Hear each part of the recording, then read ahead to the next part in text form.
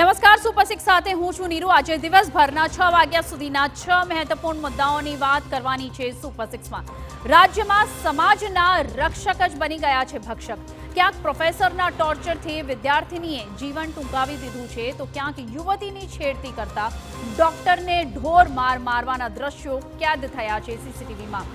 આટલું ઓછું હતું તો ક્લાસરૂમમાં લગ્ન કરતા છંછેડાયો છે વિવાદ। આ સાથે જ જોઈશું ડ્રાય સ્ટેટ કહેવાતા ગુજરાતમાં બૂટલેગરોએ કેવો મચાવ્યો છે આતંક અને નિહાળીશું સંબંધોના પીછાથી લાગણીના અલગ અલગ રંગે કેવું રંગાયું છે મહાકુંભનું કેનવાસ। તો સૌપ્રથમ જોઈ લઈએ આજના 6 ટ્રેન્ડિંગ મુદ્દાઓ। વિદ્યાના ધામમાં પ્રોફેસરના ટોર્ચરથી એક વિદ્યાર્થીનીએ એ હદે ત્રાસી ગઈ હતી કે પોતાનું જીવન ટૂંકાવી દીધું। મહેસાણાની કોલેજની વિદ્યાર્થીનીનો મૃતદેહ જોતા તેનો પરિવાર ભાંગી પડ્યો છે। આજનો સૌથી મોટો મુદ્દો છે આ શિક્ષણને શર્મસાર કરતો। આવા શિક્ષકો સામે કડક પગલાં ક્યારે લેશે તંત્ર?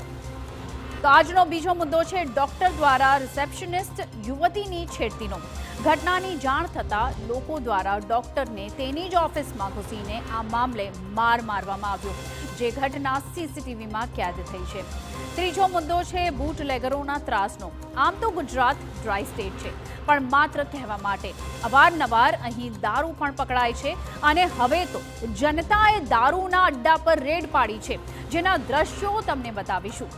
અહીં મુદ્દો એ છે કે જાહેર જનતાને ખબર પડતી હોય છે તો આ જગ્યાએ ખુલ્લેઆમ દેશી દારૂનું વેચાણ થાય છે, તો આખરે પોલીસને આ વિશે માહિતી કેમ નથી મળતી?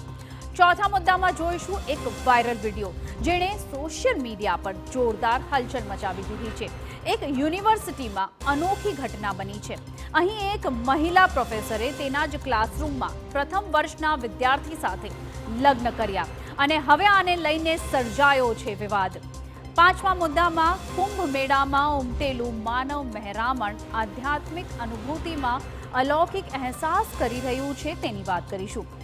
મહાકુંભમાં કોઈ પોતાના માતા પિતાની અંતિમ ઈચ્છા પૂરી કરવા આવી રહ્યું છે, તો કોઈ દીકરો ગાડું ખેંચી રહ્યો છે અને માને કુંભ મેળામાં લઈ જઈ રહ્યો છે।